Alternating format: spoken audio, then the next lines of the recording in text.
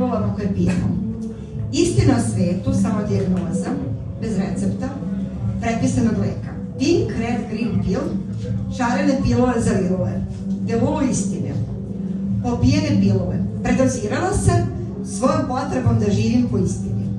Istina je, feminizam kao prostor, kao posao, kao alat, akcija nije isto. Briga kao odgovornost, kao alat, prostor, akcije, u svakoj od zajednice ista je u mom srcu, koju god pilulu popila.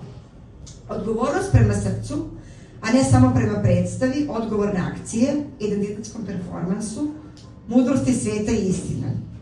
Osjećaj nepripadanja i pored svih propisanih pilula, lekova, recepata, mišljenja više specijalistkinja različitih oblasti ne može da se izleči.